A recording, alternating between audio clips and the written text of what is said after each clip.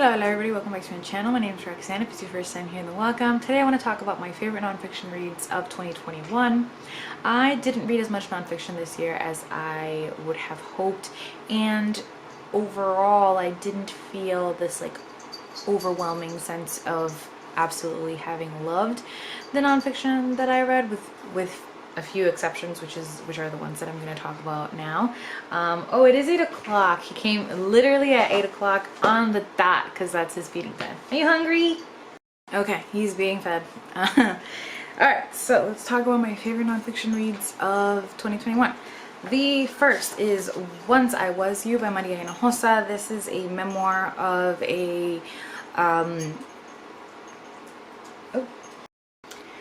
I don't remember what I was saying. Got a FaceTime call, but Maria Hinojosa, she is a significant and important and just like great advocate, and but she's mostly a journalist, and it's a memoir, and it's both a memoir and a sort of political kind of commentary book, and yeah, I just really appreciate her honesty and her sharing her life with us at the difficulties of being a woman in journalism, a Latina, the different aspects of her personal life and how they intermingle with her journalistic career. I really enjoyed it. I thought it was great. And I liked the audiobook as well.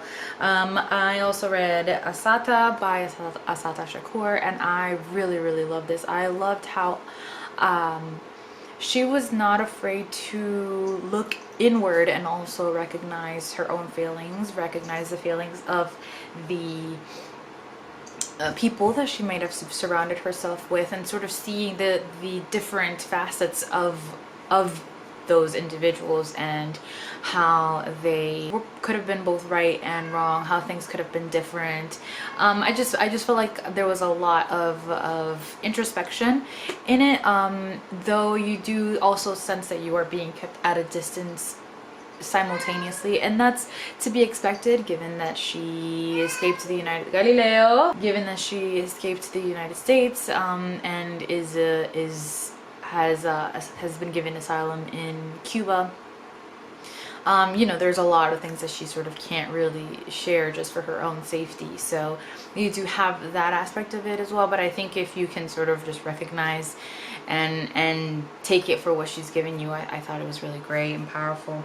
Then I read A People's History of the United States by Howard Zinn, and this book is, I think, a really great sort of introductory text to history, and to a history that is trying to be very careful and to be very considerate of those that history may oftentimes forget, and how the narrative plays a role in how we view history. And I also appreciated that I believe it's either in the introduction or in the post text, there is a recognition that even this text, Galileo, what buddy? Even this text fails in capturing totally some groups, and then it directs you to other texts that do a better job than it. So I appreciated that it was able to sort of see its own failings as well, while still being a pretty good starting text for American history, I think. Then we have Know My Name by Chanel Miller. This is probably my favorite nonfiction of the whole year. I'm not doing these in any particular order, but this is the story of Chanel Miller and the night in which she was sexually assaulted by a swimmer in a college, after she went with her sisters to a college party. And it is about the entire situation, the aftermath, how she felt, everything that she had to go through with the justice system and the legal system. And it is one of the most powerful memoirs I've ever read. It is written absolutely just so beautifully. You see that she really just completely bears her heart out to you. You see how she's really trying to take something from this horrible negative that happened to her, and to have something positive come out of it in whatever way she can make that occur. And it is so powerful, and very be very, very careful when you're reading this book, just because it can be so triggering.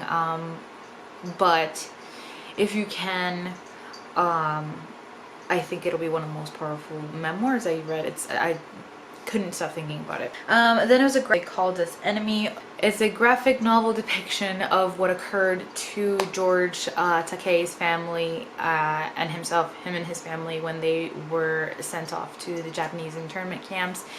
And it is heartbreaking, and you see how it all came about and their time there and the aftermath. And so it's like history, but also like a little bit of a family, a memoir type of thing. And I really, really appreciated so much the work and heart that went into it. And I highly recommend it. I think that's something that not a lot of people like to think about or even know about. I don't know really how it's taught in school.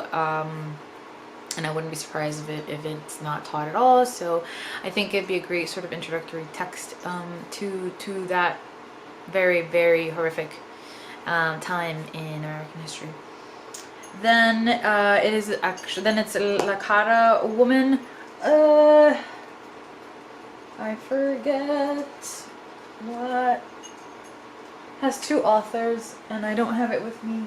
I'm not sure where it went, but I will be posting pictures of the covers so that you can see. And this is a sort of history and memoir of the life of a Lakata woman in the sort of mid and late 20th century. And I thought it was very, very informative. I thought it was great. I really enjoyed it. I appreciated it so much. I appreciated the take that she has on her own people and her role within them. I believe her father is white. One of her parents is white and the other is native, and it's about her sort of grappling with that as well, this idea of not being enough, being too much. You learn about the schools that the government sent children to, run by I believe it was the Catholic Church, to, you know, Americanize the native children, and how absolutely horrifying they were and traumatic. And I read it at a time when a lot of the stuff was coming out also for all the horrible sites where they found the bodies of children in these types of schools in Canada. And so it's kind of all tied, and so it elevated the reading experience as well, to sort of see how this book that was written then, I don't remember, I'll put here the publication date, that's not that life hasn't, those situations are still occurring, and we've not done well by Native peoples in any regard, and it's infuriating, but it is a really important read, and I would recommend it. I read that it's, you know, it's considered a great sort of starting point to see the life of an indigenous woman in the mid to late 20th century. And so yeah, I recommend it. I really appreciate it. I'm really, really glad that I picked it up. I actually have a few other Native nonfiction books that I plan to read for next year, so I'm trying to make a very active effort to read more on the history and memoirs and fiction as well. So those are, oh, actually I have a poetry collection as well called Beludam, which I've really, really enjoyed, and it's about Latinidad and our relationship with hair and family and womanhood, and kind of all intermingled. And I really, really thought that it was a good poetry collection. I am not a good judge of sort of what is or isn't good poetry, because I don't really feel like I get it a lot of the times, but I really enjoyed this, and I felt myself being able to connect with a lot of the sentiments that she wrote about in her poems. And so if you are a Latina woman, I think you would be able to get a lot out of this, and if you're not, I think it would also give you some interesting perspectives about the life, some aspects of the life of many Latina women. And so yeah, those are my favorite nonfiction and one poetry reads of the year. Let me know if you've read any of them and what you thought. As always, thank you for watching and for listening. I love you all very, very much.